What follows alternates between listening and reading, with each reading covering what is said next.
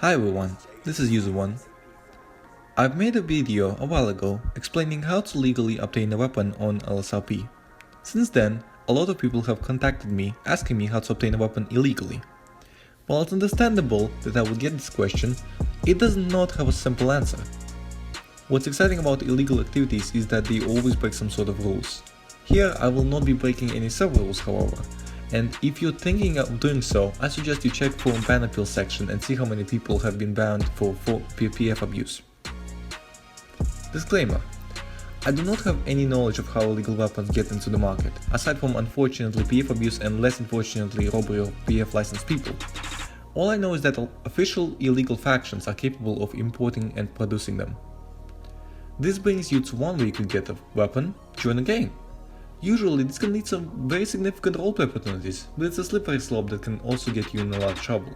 Remember that you must always follow in-game rules, and as unfair as it may seem, you cannot use TeamSpeak to communicate in-character information with your homies. If you follow all the rules of the server, another issue you may face after joining a gang is constantly getting killed by the rival gang members currently at war. There's a whole different set of out-character rules you must learn as a gang member, which you and your faction will get punished for if the rules are not followed. I do not have much experience on the matter, and none of my characters have taken joining illegal factions seriously, so I cannot speak on this topic. Different method you may execute is trying to purchase a firearm illegally while not being a part of any illegal faction. Now, at the time of recording, weapons in LSRP are very scarce. Extremely scarce. Gun dealers are scarce, scammers are plenty. You have two ways of combating scammers. First method is simply being under level 5, which is the scam limit. If you're level 4 or under, you cannot get scammed, and if you do, simply take screenshots and make a phone complaint for a full refund. Now this is a very shitty tactic because it avoids in-character consequence through out-of-character means, but it's a legitimate way you can avoid being scammed if you're desperate enough. However, if you've already gone past level 4, or if you simply do not wish to abuse an out-of-character tactic to avoid a pretty realistic threat, I can suggest a couple of different methods you can use. Method number 1. You can buy weapons in bulk. If you have a deal that costs higher than $50,000, you will not get scammed according to server rules. Now beware, I've had a situation where I was promised an AK for $50,000 and a deagle for $30,000. So I thought, oh that's nice, that's an $80,000 deal, which is unscammable. But my character remained skeptical, because realistically there is no limit on how much people can scam from you, so she would still be afraid of it in character-wise. And then I asked to see the weapon, the dealers brought out the box, then they told me they'll get the AK later on. So they turned the $80,000 deal into a $30,000 deal, which is $50,000 or under, so it's scammable. Be skeptical of people you don't trust. However, if you can buy in bulk, there's this other methods that works most of the time. Have a plan B. What's a plan B? It's your plan of action if the dealer scams you. For example, get a friend who already has a gun, so shoot them if they decide to scam you.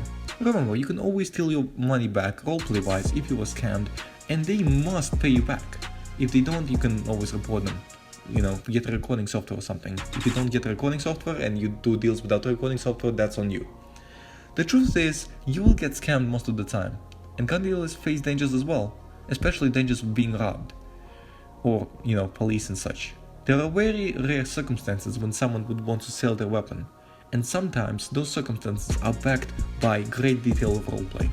These gun dealers run a lot of risk if they are found out, which is why I asked this man selling us the weapon if he wanted his name censored, because I know he will be spammed in PMs after this video goes out. By the way, don't spam this man in PMs after this video goes out. That's just stupid, because he's actually a tester and he'll punish you for inciting metagame with probably a ban. If I was a tester, I would probably ban you for that. But regardless, shout out to Otis Ward. He could have simply stored the weapon in his trunk, but because he used it for murder, he sold it instead. It's a very realistic thing to do, and it's one of those actions that have zero benefit on statistical or economical or even legal standpoint in terms of your account. However, it's purely based around the desire to roleplay. And he should serve as a good example. Yes, it's very difficult to find a weapon, and yes, it's extremely easy to lose one. But this is a roleplay server, and we all must remember that. Any action should have a reason behind it.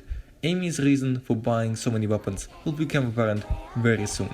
And as always, stay awesome.